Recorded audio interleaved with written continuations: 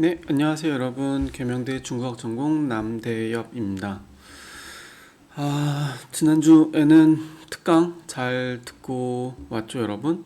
네, 그리고 이제 보니까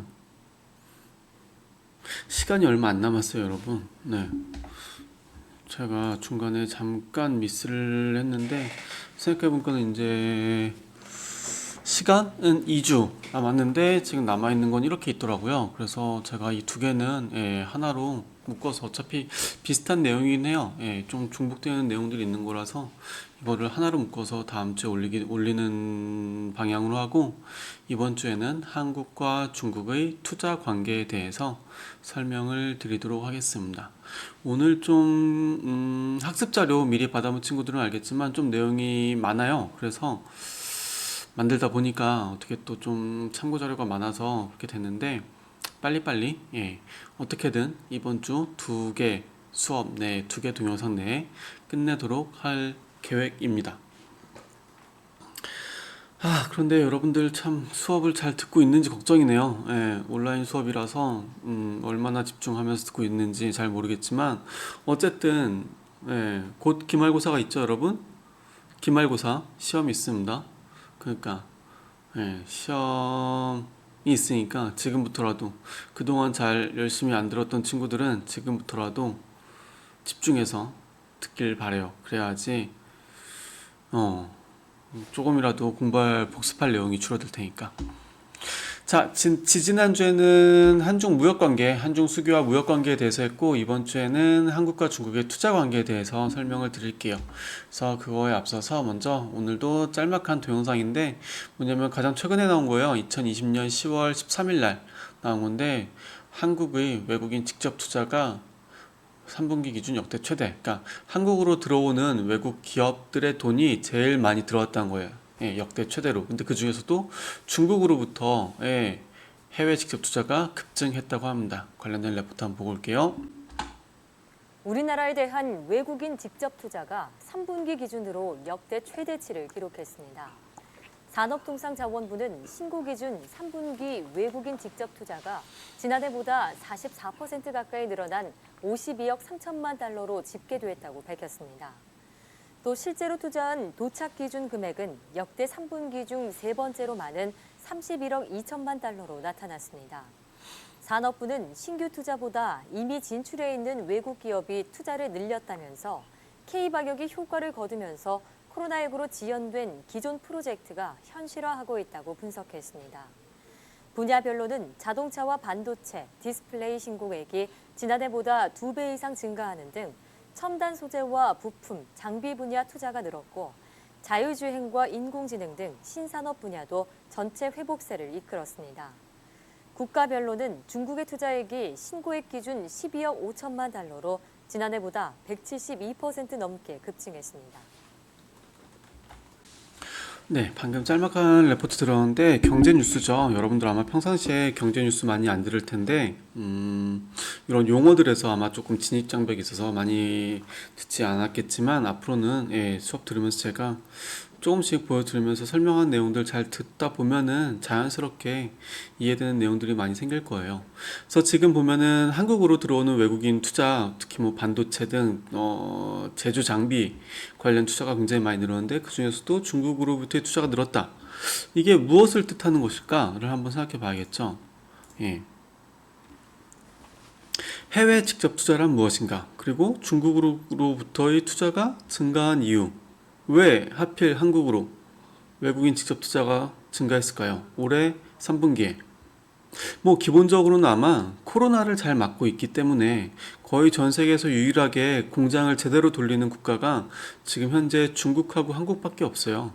지금 다른 나라들은 다 모든 공장 다 락다운이라 그래서 집 밖을 못 나오는 상황이니까 거의 그런 상황에서 지금 그래서 정상적으로 경제가 돌아가고 있는, 그래서 앞으로도 전망이 밝은 한국으로 투자가 증가하고 있다.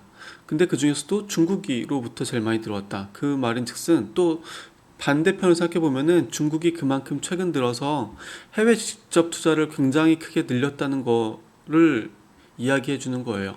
그러다 보니까 한국으로 들어오는 해외 직접 투자도 늘었다. 이와 관련된 자세한 내용을 이제 오늘 수업 시간에 집중적으로 이야기해 보도록 하겠습니다. 그래서 오늘 이 시간의 학습 목표는 크게 네 가지입니다. 먼저 해외 직접 투자의 개념에 대해서 먼저 설명드릴게요. 아직 좀 헷갈리는 친구들도 있을 것 같아서, 무역은 그래도 아주 직접적이고 여러분들 다들 잘 알고 있을 텐데 해외 직접 투자는 조금 생소할 수 있을 것 같아서, 해외 직접 투자란 무엇이고 왜 이걸 하고 어떤 종류의 해외 직접 투자가 있는지에 대해서 먼저 설명을 하고, 그 다음 중국 같은 경우는 해외 직접 투자 개혁 개방 초기에 외국으로부터의 자본을 유치해서 외국에서로부터 자본을 끌어와서 그 끌어온 자본으로 뭐 공장도 짓고 설비도 외국으로부터 사오고 그러면서 경제 성장을 해왔다 그랬죠. 그렇게 성장한 과정에서 한국도 굉장히 많은 돈을 중국에다가 투자했습니다. 그래서 그 한국의 대중국 해외 직접 투자의 특징에 대해서 살펴보고, 세 번째, 중국 해외 직접 투자의 역사. 그러니까 중국이 개혁 개방 초기에는 외국으로부터 중국으로 들어오는 해외 직접 투자가 많았는데, 일정 시기 약 2000년, 2010년을 전후해서 오히려 중국에서 해외로 나가는 해외 직접 투자가 급증하기 시작합니다.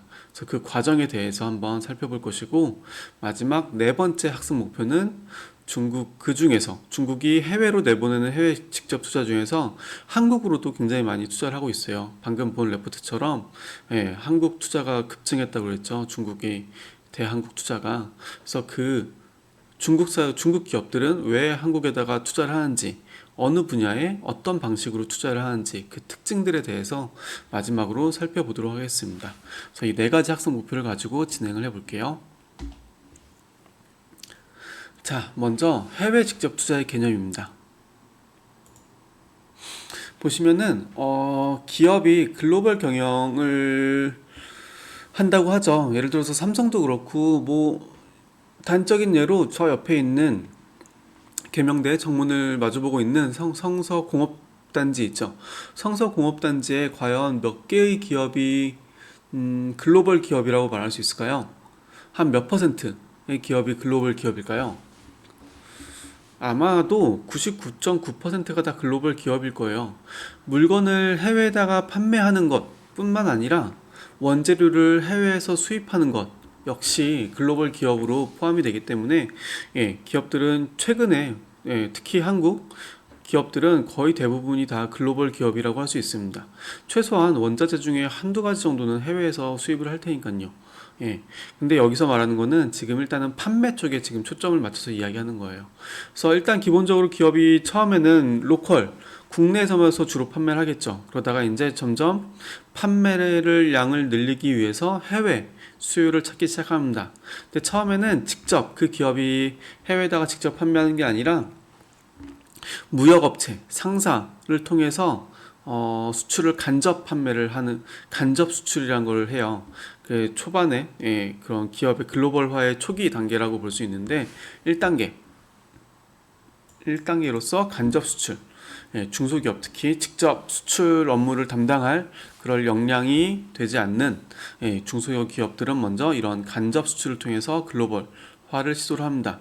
그래서 이게 점점 해외에서 잘 팔린다. 그러면 이제 굳이 중간에 상사를 끼고 할 이유가 없죠. 그러면 이제 그 기업이 직접 해외에다가 수출 계약을 하는 거죠. 직접 물건도 보내고 대금도 직접 받고, 그런 식으로 직접 수출을 합니다. 근데 그러다가 이제 3단계로 넘어서면은 라이센싱이라고 해요. 라이센싱은 뭐냐면은 라이센싱은 그러니까 브랜드나 그런 특허권 같은 거를 빌려주는 거예요. 그러니까 예를 들어서 맥도날드가 프랜차이즈로 들어와 있잖아요, 한국에. 그러니까 미국 본사에 있는 맥도날드에서 직접 들어온 게 아니죠. 라이센싱을 아마 넘겼을 거예요. 제가 지금 정확히 생각 안 나는데, 그런 기업들, 그런 브랜드나 특허권을 빌려주면서 그 빌려준 대가로 돈을 받는 형태, 그런 것들을 일종의 라이센싱이라고 해요. 그러니까 제품을 직접 하는 거는 수출이고요. 그런 서비스, 지재권 관련된 서비스업, 지재권 관련된 것을 빌려주는 거, 그런 것들은 라이센싱이라고 이야기를 합니다. 그래서 그런 식으로 하고, 네 번째는 해외 직접 투자가 돼요. 그리고 기업이 직접 해외에다가 공장을 건설하거나 아니면 해외에 있는 기업을 직접 인수합병하는 거죠. 대표적인 게 뭐가 있을까요? 여러분들이 알만한 사례가 남학생들 롤 좋아하는 학생들은 알 텐데 아는 학생 많지 않겠지만 중국에 있는 텐센트라는 기업이 롤 제작 업체 스웨덴 기업인가요? 아무튼 유럽 기업이었는데 그거를 통째로 인수합병했죠. 그래서 여러분들 지금 하고 있는 롤은 텐센트 거예요. 네, 아마 이걸 모르는 학생들 모르면서 롤을 하는 친구들도 많이 있긴 할 텐데 아무튼 그런 식으로 기업이 기업을 인수합병하는 거 있잖아요. 최근에 대한항공이 아시아나 인수합병한다고 나왔죠. 그러니까 그런 것도 근데 그거 국내에서 하는 거 말고 국내 기업이 해외에 있는 기업을 사거나 아니면 해외 기업이 국내 기업을 사거나 그러니까 이럴 때 해외 직접 투자라고 말하고 이렇게 기업을 사거나 아니면은 해외에 직접 돈을 보따리에 싸들고 가서 그 해외에다가 직접 공장을 건설하는 거 그런 것도 다 해외 직접 투자입니다. 그렇게 하게 되면은 직접 투자했으니까 거기서 나오는 수익은 오롯이 자기 몫이 되니까 수익은 극대화된다. 하지만 만약에 그게 실패했을 때는 리스크가 그만큼 더 커지겠죠. 네. 그래서 이런 것들을 기업의 글로벌 경영 전략의 고도화라고 하고 그 마지막 단계가 바로 이 해외 직접 투자가 있다라는 거 알아두시면 됩니다. 자, 그러면 해외 직접 투자는 왜 하냐? 네. 영어로 일단 쓰면은 FDI라고도 하고요, ODI라고도 해요. Foreign Direct Investment라고 해서 이건 보통 들어오는 돈을 이야기할 때, 그러니까 해외에서 국내로 들어올 때 들어오는 해외 직접 투자를 FDI라고 보통 이야기를 많이 하고 ODI는 Outward Direct Investment니까 국내에서 해외로 나갈 때 이거는 보통 ODI라고 많이 이야기합니다. 약간 좀 용어가 약간 좀 뒤에 사람들이 학자들도 좀 혼용해서 쓰는 경향이 있는데 기본적으로는 이렇게 알아주시면 돼요. 네, FDI라고 하거나 ODI라고 하거나 그냥 FDI라고 하면은 해외 직접 투자. 이것 둘 다 해외 직접 투자. 근데 방향이 다르다라는 정도 이해하시고 외국인이 장기적인 관점에서 타국 기업에 출자하거나 경영권 확보하여 직접 경영하거나 경영에 참여하는 형태의 투자. 여기서 경영권 확보라고 했어요. 이걸 왜 이야기하냐면은 간접 투자 또는 포트폴리오 투자와 구분하기 위해서요. 포트폴리오 투자는 배당 등 자본소득을 기대하는 투자를 이야기합니다. 예를 들어서 제가 몇 번 주식 이야기 했었죠. 제가 여기서 알리바바 오늘 바로 핸드폰을 이용해서 오늘 밤에 알리바바 주식을 샀다 봐요. 그러면은 그게 제가 알리바바의 경영권을 확보하기 위해서 사는 걸까요? 아니면 뭐 경영에 참여하기 위해서 제가 알리바바 주식을 사는 걸까요? 그렇지 않죠. 그냥 제가 투자 수익 아니면 배당금을 얻기 위해서 사는 거죠. 그래서 그런 것들은 그냥 일반적인 간접 투자 또는 포트폴리오 투자라고 이야기를 해요. 그래서 약간은 해외 직접 투자의 한 형태이긴 한데 일반적인 우리가 여기서 오늘 수업 시간에 주로 이야기할 해외 직접 투자의 주요 형태는 아닙니다. 네. 해외 직접 투자 라이센싱의 차이점인데 라이센싱은 로열티 획득이 목적이다. 해외 직접 투자는 경영에 직접 참여하기 위한 목적이 가장 큽니다. 그러면 이런 해외 직접 투자를 왜 하냐? 일단 뭐 첫 번째 기업이 해외 직접 투자를 한다. 그럼 왜 할까? 당연히 첫 번째 목표는 돈을 벌기 위해서겠죠. 돈을 많이 벌기 위해서. 국내에서 판매하는 것보다 해외에서 직접 만들어서 판매했을 때 더 큰 이익이 남는다고 다 주판 두드려 보고 한 걸 거 아니에요. 그러면 왜 해외에서 직접 공장을 건설하거나 해외에 있는 기업을 인수합병하고 했을 때 더 이익이 더 많이 남냐? 보통 이런 요인들이 있어요. 노동이나 자본 등 생산 요소 부존 비율의 차이가 있기 때문에 이런 어려운 말을 다 알 필요는 없고 간단하게 생각해서 중국에 1990년대에서 2000년대 초기까지 한국 기업들이 중국에서다가 엄청 많이 공장을 지었죠. 특히 우리 대구 경북권에 있는 섬유 공장들이 중국에 많이 공장을 건설했죠. 왜? 노동 가격이 싸니까 중국에 인건비가 싸니까 인건비가 싸니까 중국에다가 공장을 건설하는 거죠. 그런 게 바로 이런 어려운 말로 경제학적으로는 설명할 수 있습니다. 두 번째, 네, 갑자기 전화 왔죠. 두 번째, 해외 직접 투자의 두 번째 동의, 천연 자원 등의 유무. 여기서는 노동하고 자본을 이야기하는데 여기서는 천연 자원. 예를 들어서 포스코, 철강을 만드는 포스코가 호주에다가 공장을 지었다면 왜 지었을까요? 왜냐면 바로 호주에서는 철광석이 굉장히 싸게 많이 나오기 때문에 거기서 직접 제품을 만들어서 아예 뭐 일본에다가 판매하면 낫겠죠. 안 그러면 철광석을 한국으로 와서 한국에서 다시 만든 다음에 그걸 다시 일본으로 갖다 팔아야 되잖아요. 그러면 그만큼 물류 비용이 많이 드는 거니까 그런 것들을 절감하고 또 천연자원을 쉽게 싸게 살 수 있는 그런 곳에다 공장을 짓는다 라고 할 수 있고, 세 번째, 관세 및 비관세 등 외국 정부 정책의 변화에 따라서, 그러니까 관세가 높으면, 그렇죠. 예, 관세가 높으면 아예 그 나라에다가 공장을 지어버리면 되잖아요. 테슬라가 중국에다가 공장을 지었죠. 왜 그랬냐면 중국은 기본적으로 외국 자동차에 대한 관세가 상대적으로 높아요. 예, 그래서 그렇게 하면은 중국 소비자 가격으로 봤을 때 테슬라의 모델 S, 모델 3 같은 것들의 가격이 확 뛸 거 아니에요. 그래서 그런 것들을 피하기 위해서 아예 중국에다가 공장을 짓는다. 그게 또 해외 직접 투자의 중요한 동인이 되고, 네 번째, 뭐 이런 기술, 경영, 기타 분야의 노하우의 격차가 존재하기 때문에, 예를 들면 실리콘밸리에 그런 전 세계 IT 기업들이 다 집중되어 있죠. 왜 그럴까요? 거기에는 그만한 인재와 대학 그리고 R&D 센터들이 다 집중되어 있기 때문에 그 안에다가 그런 R&D 센터를 지었을 때 훨씬 더 쉽게 기술 개발 등을 할 수가 있습니다. 그래서 그러한 목적 때문에 또 이런 것도 한다. 다섯 번째, EU, FTA, RCEP 등 경제 블록화에 대한 대응.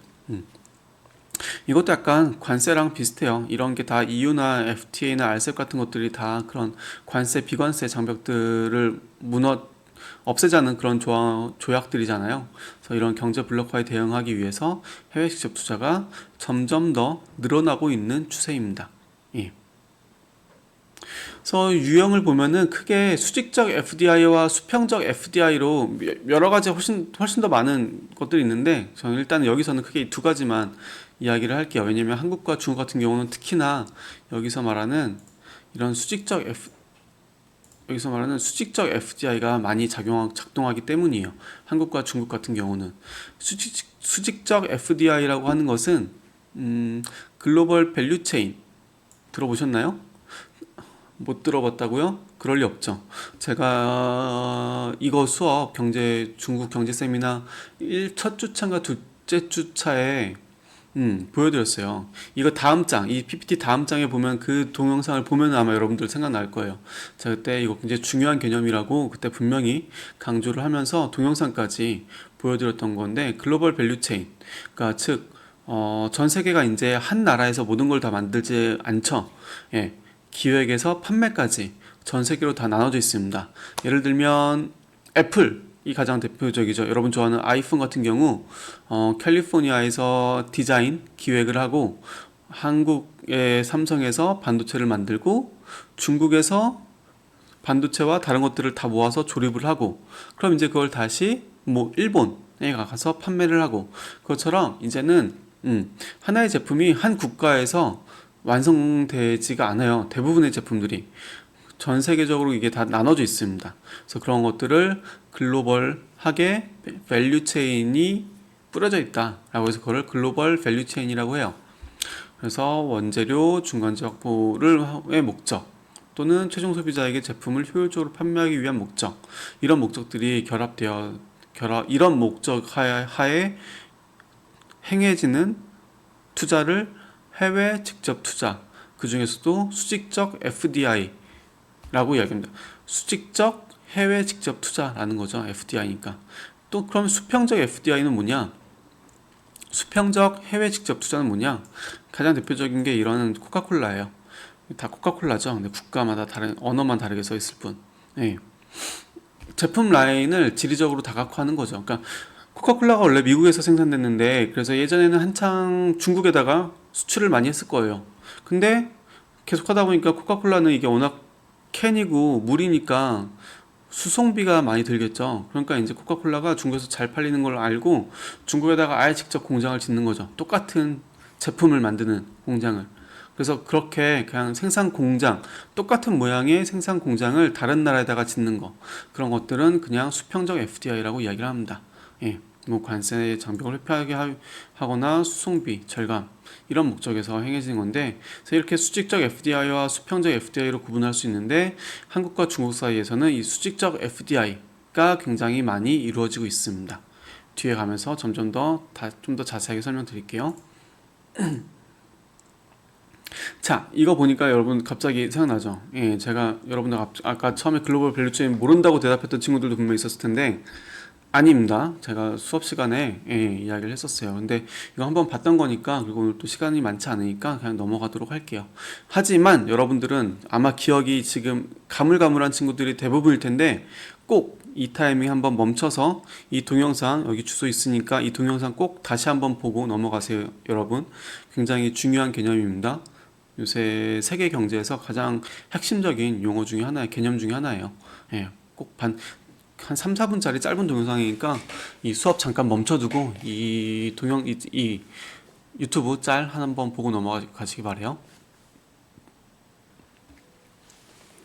자, 그래서 이제 넘어왔습니다. 지금부터는 중국의 해외 직접 투자가 어떻게 되었는지, 개혁 개방 이후 중국으로 어떻게 해외 직접 투자가 유입되었는지에 대해서 먼저 살펴볼 거예요. 개혁개방 초기 중국의 외국인 투자 정책은 외국 기업의 선진 설비와 기술을 도입하기 위해서, 또 이를 통해 국내 산업을 육성하기 위한 목적으로 추진되었습니다. 덩샤오핑이 그쵸, 흑묘 백묘론 막 이런 것들 이야기하면서 경제 성장을 제일 중요한 목표로 내세웠죠. 이런 경제 성장을 하기 위해서는 중국 내부만의 기술이나 자본으로는 힘들다라는 것을 알고 외국 자본이 들어와 주기를 바랬어요. 그래서 여러 가지 정책들을 실시를 합니다. 그 중에 첫 번째가 동부 연안을 중심으로 경제 특구. 첫 번째 4개의 지역에다가 선전, 주하이, 샤먼, 또 하나 뭐였죠? 네, 까먹었네요. 아무튼 그 4개 지역의 경제 특구를 설치해서 그 경제 특구에서는 각종 복잡한 행정 절차를 간소화시켜주고 조세 우대를 해줍니다. 예를 들면 가장 대표적인 게 이면 상감이라는 정책이 현재도 많이 쓰여요. 저 때는 저거보다 더 많이 쓰였어요. 오면 오감, 여기 숫자 5면 5감 이런. 이게 뭐냐면은 2년 동안은 세금을 아예 면제해주고 3년 동안은 그 이후 3년이죠. 2년 지나고 나서 그 이후에 3년, 그러니까 총 5년이요. 그 이후 3년 동안은 세금을 절반만 감해준다. 보통 이런 식으로 많이 해요.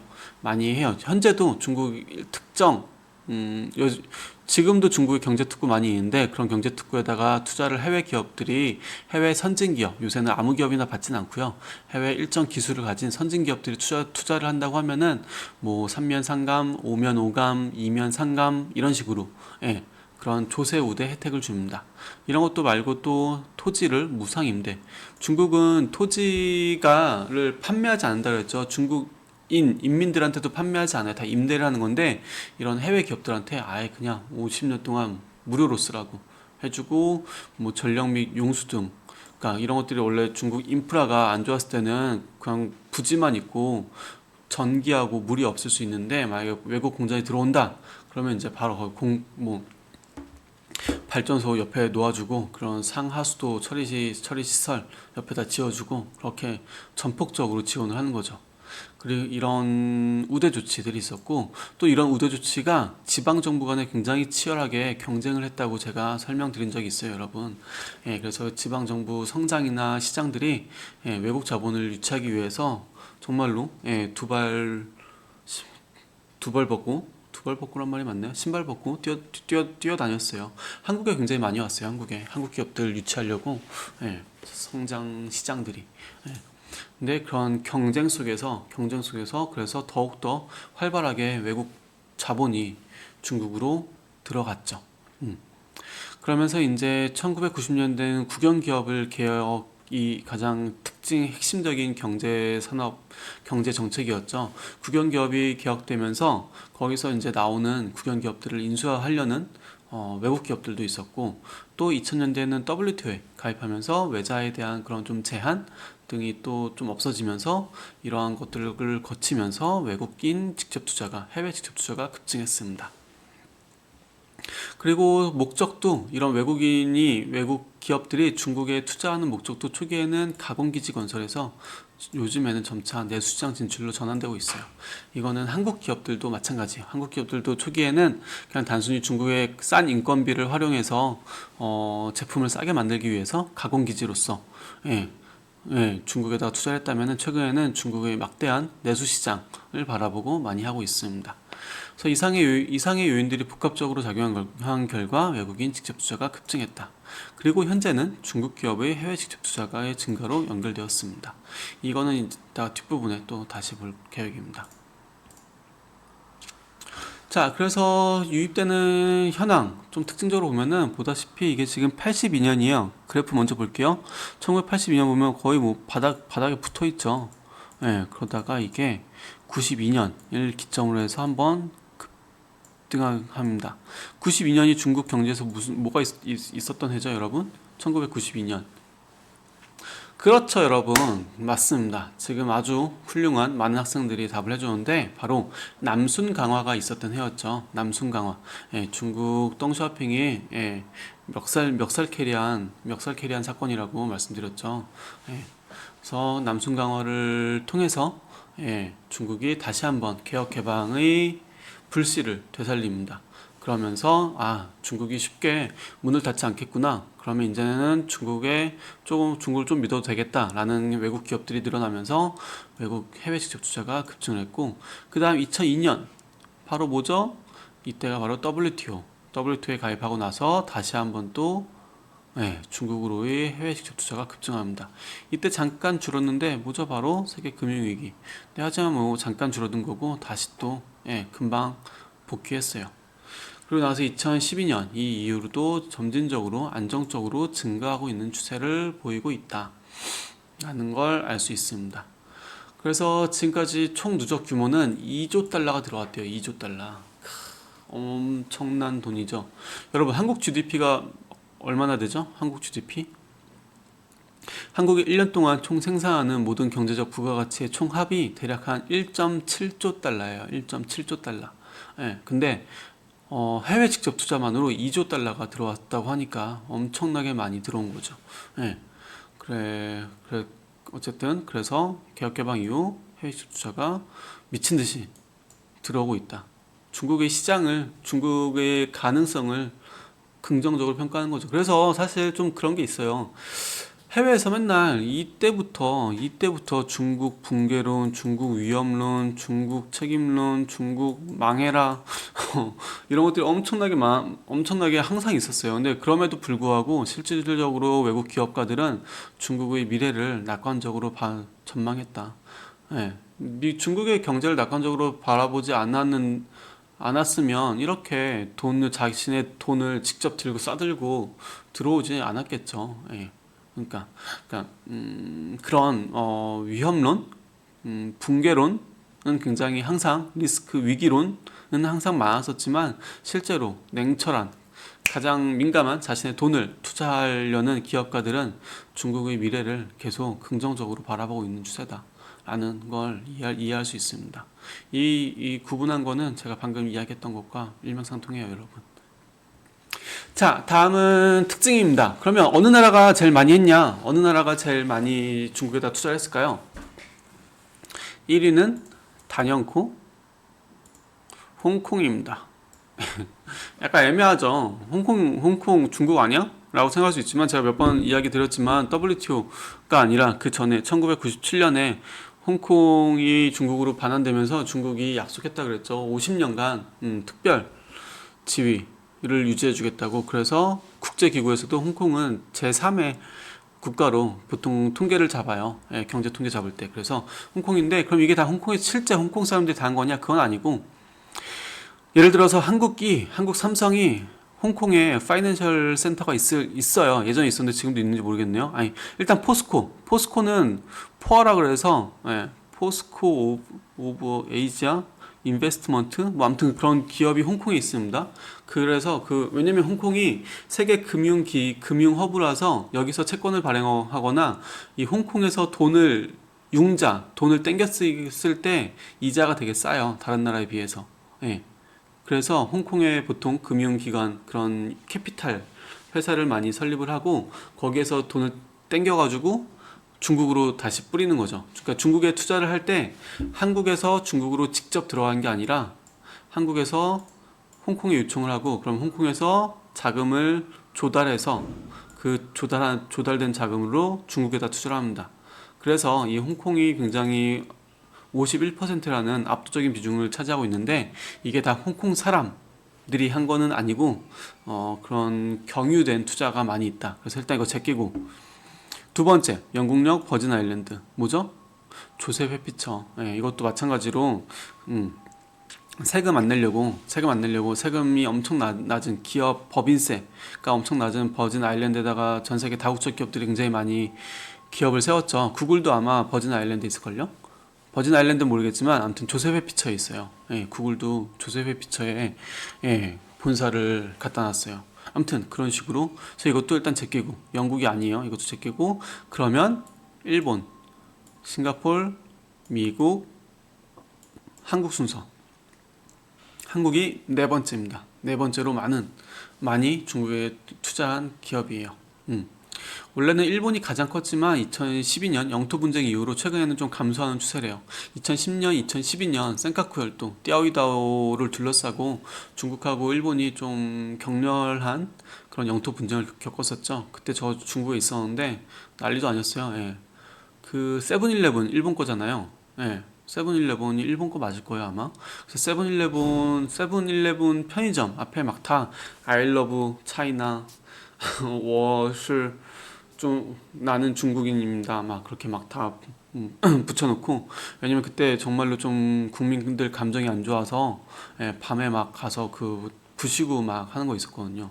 그리고 2010년도에는 막 길 가다가 도요타 자동차 보면은 막 가서 부시고 막 진짜로 그때 좀 영토 분쟁이 이제 심각했어요. 그래서 그 이후로는 약간 좀 그러니까 중국에서 사업하는 게 좀 리스키하다라는 걸 느낀 일본 기업들이 조금 투자를 감소하고 있는 추세라고 합니다. 그리고 최근에는 유럽과 한국이 투자를 많이 하고 있는 증가하는 추세다라는 거.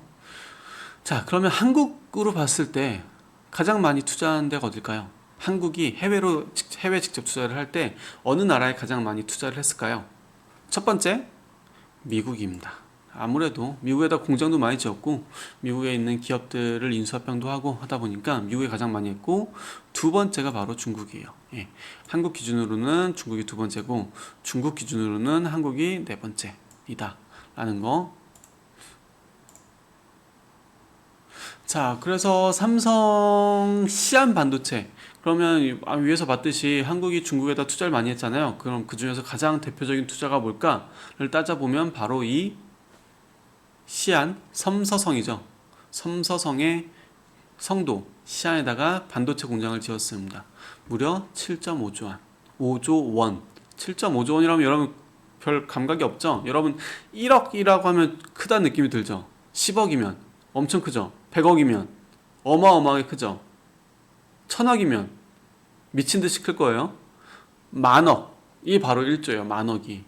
예, 만억이 1조고 제가 너무 초등학교 수학을 했나요? 아무튼 그래도 1조라고 하면 여러분들 감각이 별로 없을 것 같아서 근데 7.5조 원을 투자한 건데 레프트 한번 보고 올게요. 삼성전자가 글로벌 IT 기업의 생산 기지인 중국의 서부 도시 시안에 반도체 공장을 짓고 본격 가동에 들어갔습니다. 네, 우리 기업의 중국 서부 진출에도 적지 않은 영향을 미칠 것으로 보입니다. 산시성 시안에서 서봉국 특파원이 보도합니다. 천연고도 시안. 개발구의 여의도 면적 3분의 1 규모로 삼성 반도체 잔지가 자리 잡았습니다. 지난 2012년 가을 기공 이후 7조 5천억 원을 투자했던 삼성 반도체 공장이 20개월여 만에 완공된 겁니다. 국내에서 이미 성능과 양산성을 검증한 10나노급 낸드 플래시 메모리를 해외에서는 처음으로 생산합니다. 시스템 반도체를 만드는 미국에 이어 한국과 중국을 연결하는 글로벌 반도체 생산 체제를 구축하게 된 셈입니다. IP 생산 기지가 대거 몰려있는 중국에서 반도체를 직접 생산해 현지 시장 개척과 고객 확보도 한결 쉬워지게 됐습니다. 반도체는 두 가지가 중요합니다. 전기하고 물입니다. 시아는 전기의 질도 좋고 또 수자원도 문제가 없습니다. 중국 13개 왕조의 수도로 실크로드의 출발점이었지만 서부 내륙에 있어 경제 발전이 더뎠던 시안. 서부 개발에 사활을 건 중국 정부의 전폭적인 지원 속에 존슨앤존슨 등 글로벌 기업들의 투자도 뒤를 잇고 있습니다. 陕西已成为中国最具发展活力的地区之一，投资环境明显改善。 우리나라 기업으로는 삼성전자와 협력업체만도 60군데가 입주를 마쳤습니다. 삼성 반도체 공장 본격 가동으로 우리 기업들의 중국 서부 진출에도 한층 속도가 붙을 것으로 보입니다. 중국 산시성 시안에서 YTN 서봉. 네, 방금 본 것처럼 삼성이 서안에다가 엄청나게 큰 투자를 했습니다. 그리고 저게 끝이 아니에요. 최근 제가 이거 자료 만들다가 유튜브 뉴스 검색해 보니까는 최근에 또 9.5조 더 투자한다고 이미 2기, 3기로 계속 확장해 가고 있어서 거의 한 20조 원을 투자하는 그런 투자를 하고 있습니다. 왜 할까요? 중국에다가 반도체 공장을 왜 지을까요, 여러분? 한국에다 더 짓지. 그래야지 한국 일자리도 더 늘어나고 한국의 세금도 더 거칠 텐데 왜 중국에다가 저렇게 크게 지을까요? 관세 문제가 일단 기본적으로 있겠죠. 관세율이 아무리 낮다고 해도 일단 중국에서 넘어갈 때 있을 테고 또 수송비도, 왜냐면 중국이 지금 반도체 가장 큰 시장이잖아요. 중국에서 온갖 그런 전자 제품들이 다 만들어지는데 그러면 아예 중국 현지에서 싸게 만들어서 관세도 안 내고 직접 뿌리는 게 중국 삼성 입장에서는 가장 효율적이겠죠. 그런 목적으로 이루어지고 삼성이 그래서 투자를 했다. 그래서 관련된 내용들 이제 또 다시 본격적으로 살펴보도록 하겠습니다. 한국의 대중국 해외 직접 투자 볼까요? 한중 수교 이후, 한중 수교 언제죠, 여러분? 1992년이죠.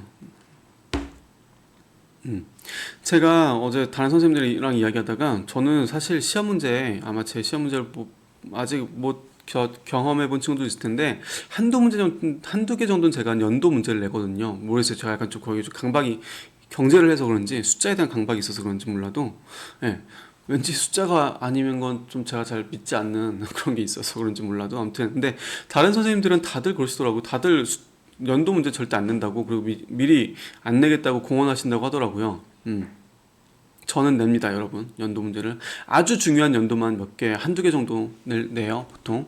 무슨 개혁개방, 아니면 뭐 한중 수교, 아니면 뭐 WTO, 뭐 그런 것도 있잖아요. 굉장히 중요한 사건들, 그런 연도를 문제를 내는 경향이 있으니까 참고하시기 바라고요. 한중 수교 이후 아시아 외환위기 언제죠? 1997년, 1998년 직전까지 중소기업들이 산둥성 인근으로 먼저 진출을 많이 했어요. 그러니까 우리 대구, 경북 근처의 섬유 중소기업들이 먼저 한국과 지리적으로 제일 가까운 산둥성에 많이 들어간 거죠. 초기에 한국 기업들의 대중국 진출은 이런 식으로 많이 이루어졌습니다. 그러다가 외환위기 이후 대중국 진출이 주춤했죠. 왜냐면 한국 경제가 안 좋으니까 외국으로 돈 가지고 나갈 것도 없잖아요. 그래서 잠시 주춤했지만 다시 또 금방 회복했어요. 여기 보시면은 한국 기업들 보시면은 이때가 바로 중소기업들이 중국으로 많이 들어갔다. 근데 그러다가 IMF 맞고 잠깐 감소했지만 다시 또 금방 올라가서 보시면 세계 금융위기 터지기 직전에 최고점, 사상 최대 금액을 투자를 했죠. 이때 중국 경제가 엄청나게 빠르게 성장을 했거든요. 이제 그러면서 중국에 대한 기대감이 높아지면서 한국 기업들도 덩달아서 중국에 투자를 많이 한 거죠. 근데 그러다가 세계 금융위기가 오고 다시 감소했지만 그 이후로 다시 좀 이렇게 이런 그래프를 그릴 수 있겠죠. 대략 이렇게 다시 또 점진적으로 증가하는 추세를 보이고 있다. 이때 뭐 사드 사태, 그리고 이때 뭐 원유 가격 급락, 예, 그리고 이때 세계 금융위기. 예, 그래서 이때 조금씩 등락을 반복하지만 어쨌든 보면은 예, 이런 그래프를 그리고 있다.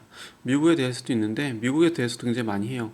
보시면 알겠지만 지금 단위가 다르죠. 예, 같은 100만 달러긴 한데 이거는 60억 달러고 이거는 160억 달러.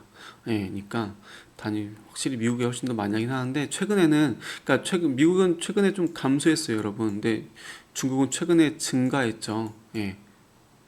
보이시나요? 네. 그래서 그러니까 최근에 미국은 감소했는데 중국은 증가했죠. 예. 그래서 최근에도 더 중국에 대한 경제 의존을 많이 하고 있다라는 특징을 또 찾을 수 있습니다. 성씨별로 구분해 보면은 초기에는 산둥성이 많이 했다 그랬죠, 여러분. 산둥성. 예.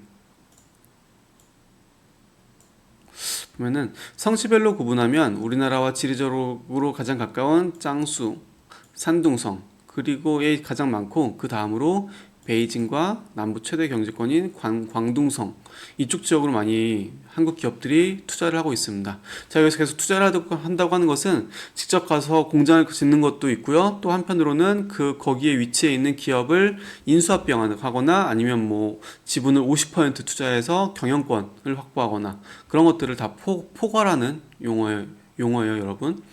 초기에는 지리적으로 가까운 산둥성에 집중되었지만 최근에는 투자가 부가가치가 높은 분야로 고도화되면서 대도시로 투자가 증가하고 있어요. 특히 광둥성, 선전, 광둥성은 광저우와 중국의 실리콘밸리라 할 수 있는 선전이 있어서 최근 이 지역의 투자가 빠르게 증가하고 있는 추세입니다. 요새 다 IT가 핵심이잖아요. 근데 이 중국에 있어서도 IT가 다 어디에 몰려 있냐? 바로 이 광둥성에 집중되어 있어요. 그렇다 보니까 한국 기업들도 이런 광둥성 선전을 중심으로 투자를 빠르게 늘리고 있습니다. 그리고 2012년 방금 레포트 봤던 그 삼성 반도체 투자는 중국 내 외국인 투자 중 최대 규모였다고 해요. 아까 7.5조 원인데 그 정도 투자하는 게 굉장히 드물어요. 근데 그때 최고였고 아마 지금까지도 테슬라 투자액이 얼마인지 모르겠네요. 테슬라도 엄청나게 큰 투자를 한 거거든요. 자동차 공장을 크게 지었으니까. 근데 그래도 그 이후로 삼성도 지금 저게 단일 투자로 끝난 게 아니라 2기, 3기까지 해서 지금 거의 20조 원까지 투자를 해간다고 하니까 여전히 삼성이 아마 최대 규모일 거예요, 아마. 예. 짱수성 어딘지 아시나요, 여러분? 중국 지도가 대략 이렇게 있다고 하고 여기에 한국이 지도 잘 그리죠, 여러분. 예. 마우스로 그리는 거 치고는 깔끔하죠. 예. 이게 산둥성 조금 튀어나와야 되는데. 여기가 산둥성이고요, 여러분. 여기가 산둥성이고 여기가 북경, 여기가 상해 있으면 여기가 강수성이에요, 여기가. 예. 그래서 한국이랑 좀 가깝죠. 예, 산둥성이 제일 가깝고 그 다음으로 가까운 데가 강수성입니다. 그리고 강수성이 제조업 기지가 굉장히 밀집해 있어요. 제조업이 굉장히 밀집해 있는 지역이라서 이 지역에 한국의 제조업체들이 왜냐면 제조업체가 밀집해 있다는 건 그만큼 인프라가 잘 갖춰져 있다는 거잖아요, 여러분. 항만이나 도로나 전력이나 용수의 인프라가 워낙 잘 되어 있으니까 거기다가 투자를 하는 게 훨씬 더 유리하죠. 그래서 한국 기업들이 이런 산둥성이나 장수성에 가장 많이 투자를 했다. 그리고 그 다음은 베이징, 광둥, 텐진, 상하이 등 대도시들 중심으로 투자를 많이 했습니다. 이거 특징 보면은 이거는 총 누적에서의 비율이고 이거는 최근 2016년 이후 최근인데 보면은 최근에 장수성 비중이 크게 증가했죠. 산둥성 비중은 감소했고요. 보이시죠? 베이징은 비슷하고 광둥성이 엄청 크게 늘어났죠. 네. 그러니까 보면은 짱수성과 광둥성에 대한 비중이 크게 증가했다라는 특징도 같이 찾아볼 수 있습니다. 다음은 업체별로 한번 생각해 볼게요, 여러분. 업종별로 보면은 제조업이 약 80%를 차지하고 있습니다. 그러면 한국 해외 직접 투자의 대부분이 다 80%냐? 그렇진 않아요. 중국이 유독 높은 편이에요. 미국이나 심지어 베트남에 대한 해외 직접 투자에서도 업종별로 분류했을 때 제조업이 80%를 가지 못합니다. 50% 넘길까 말까예요. 예. 근데 중국에 대해서는 제조업에 대한 투자가 압도적으로 높다. 그 중에서도 반도체, 디스플레이, 자동차, 석유화학, 2차전지, 가전 등에 대한 분야로 집중되어 있어요. 보시면은 제조업이 압도적으로 높죠. 이건 지금 예, 제조업 중에서도 보면은 전자부품, 컴퓨터, 자동차, 화공, 전기 장비 제조업, 1차 금속 제조업 등 이런 것들이 주로 제조업 중에서도 높은. 그러니까 주로 한국 대기업들, 예, 삼성, LG, SK, 현대 그런 곳들이 주로 투자를 많이 했다는 이야기죠. 그래서 1위가 제조업이고 2위가 금융 및 보험업입니다. 2위가 생각보다 한국 금융보험사들이 해외에 많이 진출해 있어요. 기본적으로 이런 제조업체들이 나가 있으니까 그런 제조업체들을 서포트하기 위해서 그래서 나가는 것도 있고, 또 한편으로는 중국 내수시장을 개척하기 위해서도 많이 나갔는데, 솔직히 말해서 아직까지는 한국 금융업체 중에서 해외에서 성공했다라고 말할 수 있는 업체는 거의 없어요, 사실. 예. 근데 시도는 많이 하고 있습니다. 국민은행, 신한은행, 우리은행 등과 같은 한국의 대형 금융기업들이 굉장히 해외 시장을, 왜냐면 국내 시장은 파이가 제한되어 있잖아요. 그래서 그 파이를 늘리기 위해서 해외 시장 진출을 많이 노력은 하고 있어요. 근데 아직까지는 그렇게 뚜렷한 성과는 거두지 못했다라는 특징이 있습니다. 어쨌든 업종별로 봤을 때 가장 중요한 특징은 중국으로의 한국 기업이 중국으로 나갈 때 대부분이 다 제조업을 염두에 두고 나간다라는 거. 지리적으로 보면은 반도체는 삼성이 2012년부터 삼성성 여기가 삼성이 한 거고, 예, 시안에 대규모 투자했고, SK 하이닉스도 반도체 공장을 중국에다 지었습니다. 찌양수성 우시면은 아마 여기쯤 있을 거예요. 반도체, 예, 이거 맞죠? 예, 찌양수성 우시. 제가 찍었는데 큰일 날 뻔했네요. 예, 이거 안 보고 찍었는데 잘못 알려줄 뻔했는데 역시 잘 찍었습니다. 여기고, 휴대폰 제조는 텐진, 여기죠. 휴대폰 안 나오는데 여기 천진, 예, 여기에 자리 잡았으나 현재는 베트남으로 이전했다. 베트남으로. 예, 이런 얘기 많이 들었죠, 여러분. 미중 무역 전쟁이 한창 격화되고 중국의 인건비가 올라가면서 중국에 있던 공장들이, 제조 기지들이 베트남으로 많이 이전했다 그랬죠. 예, 삼성도 그래서 마찬가지예요. 예, 휴대폰 제조 기지는 천진에서 옮겼다. 그리고 요새 가장 핫한 건 바로 이 2차 전지입니다. 2차 전지, 배터리. 전기차에 들어가는 것도 마찬가지고 핸드폰에 들어가는 것도 마찬가지고 다 2차 전지잖아요. 2차 전지가 4차 산업혁명의 가장 핵심 소재예요. 메모리, 2차 전지, 디스플레이, 이 세 가지가 핵심인데 한국 기업들이 2차 전지 꽉 잡고 있죠. LG화학, 삼성 SDI, SK이노베이션, 이 세 개 기업이 꽉 잡고 있는데 그 기업들이 다 중국에 엄청나게 큰 공장을 지었습니다. 보면은 여기에 다 지었어요. 창저우, 엔청, 난징, 여기 세 군데에, 예, 2차 전지 공장을 엄청 크게 지어서 지금 열심히 만들고 있다. 뒤에 레포트 짤막한 거 있으니까 그때 와서 레포트 하나 보여드릴 거고, 5번째 특징입니다. 한국의 대중국 해외 직접 투자의 5번째 특징은 목적별로 살펴봤을 때 초기에는 초기에도 사실 저임 활용 비율이 그렇게 높진 않았어요. 대부분이 다 현재 시장 진출이긴 한데, 이게 시기가 이렇게 오면서 현재 시장 진출 목적이 더 증가했다. 그리고 저임 활용 목적은 감소했다. 수출 촉진도 좀 증가했네요. 네, 아무튼 그렇습니다.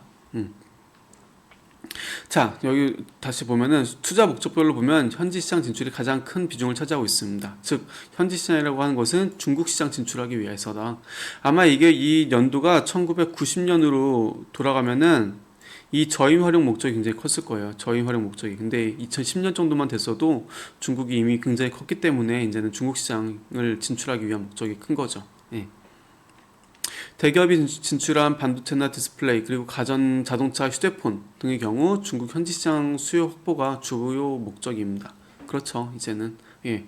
그리고 2등이 지금 현재 2018년 기준으로 2등이 수출 촉진인데, 수출 촉진이 뭐냐면은 중국에서 가공 조립을 하고 제3국으로 수출하는 형태를 이걸 수출 촉진이라고 해요. 근데 그게 2018년 18%에서 2010년 18%에서 2018년 20%로 소폭 증가했다.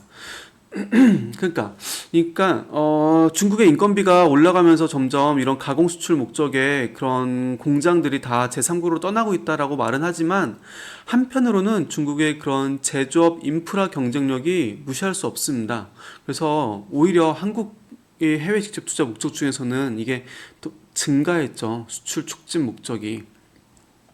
그러니까 비록 이 기간 동안에도 인건비가 엄청나게 많이 올랐어요. 근데 그럼에도 불구하고 중국이 갖고 있는 그런 제조 경쟁력이 워낙 뛰어나기 때문에 여전히 중국은 세계 공장으로서 매우 중요한 역할을 유지하고 있다라고 볼 수 있습니다. 그리고 또 한 가지 중요한 특징은 선진 기술 도입 목적도 1에서 6%. 여기 보면은 선진 기술 도입이 이게 소수점이라서 약간 다르긴 한데 원래 1%였는데 6%로 증가했어요. 급증했죠. 중국에 있는 선진 기술을 도입하기 위해서란 거예요. 여러분들 중국 하면 다 대륙의 실수라고 비웃고 무시하는데 이제 그럴기에는 너무 중국이 커버렸어요, 여러분. 중국에 선전에 가면은 어마어마한 기업들, 최첨단 기술력을 갖춘 기업들이 굉장히 많습니다. 그래서 이제는 한국 기업들도 그런 중국의 기술력을 가져오기 위해서, 배우기 위해서 중국으로 투자를 한다라고 이해를 하셔도 돼요. 그래서 요새 가장 핫한 레포트 하나 갖고 왔습니다, 여러분. 오늘 시간이 조금 지금 길어지고 있는데 다음 시간 좀 짧게 하면 되겠죠? 네.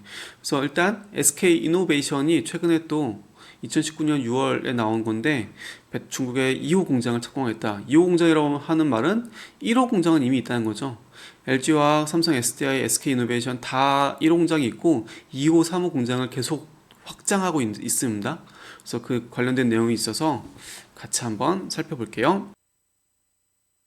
국내 배터리 업체들이 중국 시장 공략을 위해서 투자를 늘리고 있습니다. 어떤 소식인지 취재기자 연결합니다. 김성훈 기자.